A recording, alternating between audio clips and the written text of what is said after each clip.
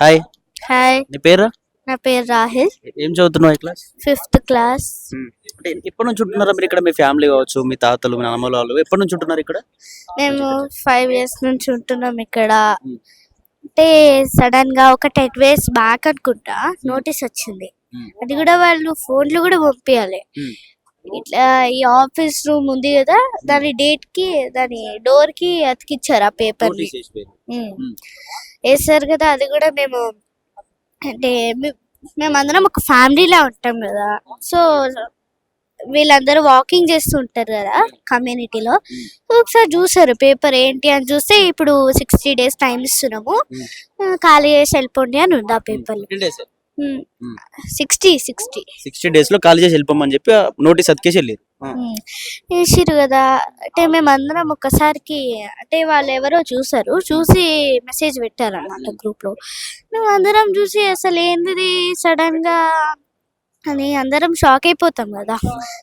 నోటీస్లో ఏముందంటే క్లియర్ గా చూస్తే ఏ బ్లాక్ బి బ్లాక్ వెనకాల ఒక దర్గా, ఈ మూడింటిని క్యాప్చర్ చేసి పెద్ద స్టాచ్యూ కడతాము, గాంధీ స్టాచ్యూ.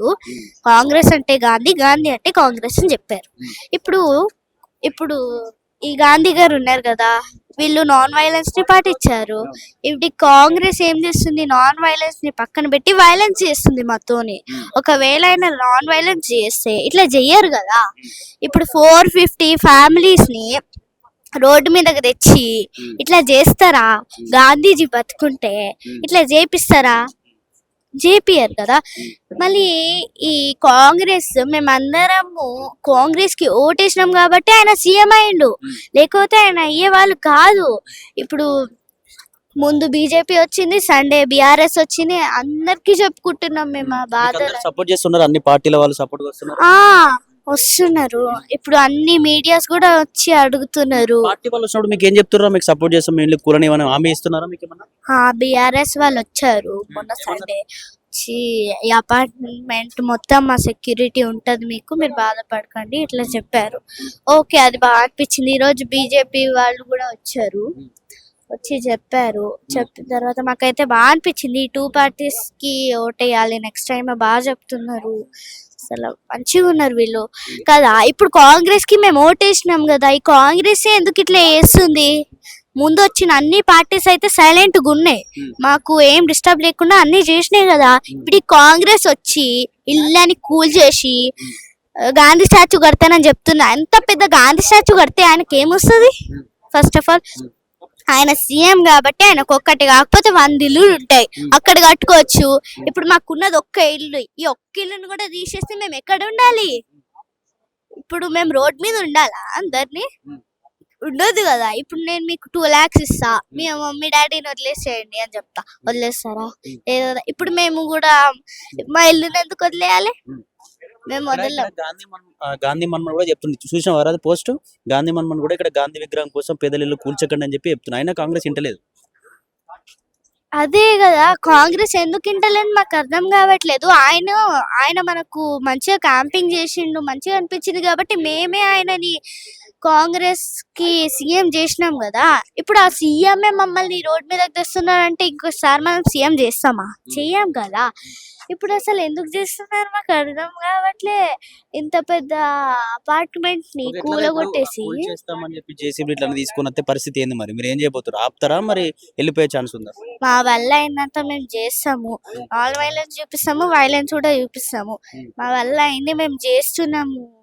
అంటే మొన్న ప్లకార్డ్స్ పట్టుకొని మేము మా ఫ్రెండ్స్ అందరం చెప్పాం సండే రోజు అన్ని న్యూస్ ఛానల్స్ కి. చాలా మంది వచ్చారు, మా బాధలు అన్ని చెప్పుకుంటున్నాం వాళ్ళకి. అయినా సరే కాంగ్రెస్ ఎందుకు వింటలేదు? అదే కదా, మేమే ఆయన కోట్లేసి గెలిపించినాము, ఇప్పుడు ఆయననే మమ్మల్ని రోడ్ మీదకి నెడుతున్నారు. ఎట్లా అనిపిస్తుంది? అసలు ఫస్ట్ ఈ గాంధీజీ పుట్టింది గుజరాత్ లో, అక్కడ వాళ్ళు సైలెంట్ గా ఉన్నారు కదా, ఆయన మనవడే సైలెంట్ గా ఉన్నాడు. ఇక్కడ వీళ్ళు ఎందుకు ఇట్లా చేస్తున్నారు? ఓకే, ఆయన ఫ్రీడమ్ స్ట్రగుల్ చేసిన మా కోసం మనం గాంధీ స్టాచ్యూ కడదాం, కానీ ఈ ప్లేస్ లోనే ఎందుకు? సీఎం గారి ఈ ప్లేస్ లోనే ఉంది, ఇక్కడే టార్గెట్ చేస్తున్నారు. ఇదే ఎందుకు మీకు? అంటే ఇది కన్వీనియంట్ గా ఉంది కదా. ఇప్పుడు మాకు కూడా కన్వీనియంట్గా ఉందని మేము తీసుకున్నాం కదా ఇక్కడ. ఇప్పుడు మా ఇల్లునే గోల్ చేసి ఆయన అంత పెద్ద గాంధీ స్టాచ్యూ కడుతున్నారు. ఇక్కడే ఎందుకు, వేరే ప్లేస్లో కూడా కట్టొచ్చు. ఇది పెద్ద సిటీ హైదరాబాద్ అనేది, it's not a small city కదా, ఎక్కడన్నా కట్టుకోవచ్చు. ఇప్పుడు ఆయన ఏం ఆలోచిస్తున్నారంటే, ఇప్పుడు ఇక్కడ గోల్కొండ, చార్మినార్, ట్యాంక్ బండ్ ఇట్లా అన్నీ ఉన్నాయి కదా, అట్లా వచ్చిన టూరిస్ట్ ఇట్లా గాంధీ స్టాచ్యూని కూడా చూస్తారని చెప్తున్నారు. ఓకే, గాంధీ స్టాచ్యూ చూస్తారు, కానీ ఇదే ప్లేస్లో ఎందుకండి ఆయన కట్టిన, ఇప్పుడు గోల్కొండ పక్కన ఇక్కడ ఎక్కడైనా కట్టుకోవచ్చు ఆయన, ఇదే ప్లేస్ ఎందుకండి? అది కూడా ఇప్పుడు చివరిగా రేవంత్ రెడ్డికి ఏం చెప్పాలనుకుంటున్నాను? నేనేం చెప్పాలనుకుంటున్నా, మీకు ఏమైనా అనిపిస్తే వేరే చోట్ల కట్టుకోండి, కానీ మా ఇల్లు ఇయ్యడానికి మేము అసలు రెడీగా కూడా లేము. ఏమైనా చేసుకోండి, మాకు డిస్టర్బ్ లేకుండా చేసుకోండి. మీరు ఎందుకు ఇట్లా మమ్మల్ని టార్గెట్ చేస్తున్నారు మాకు అర్థం కావట్లేదు. మీకు 100 ఇల్లులు ఉంటాయి కదా, అక్కడ చేసుకోవచ్చు, మా ఇల్లు వదిలేసేయండి, మేము వెళ్ళిపోతాం.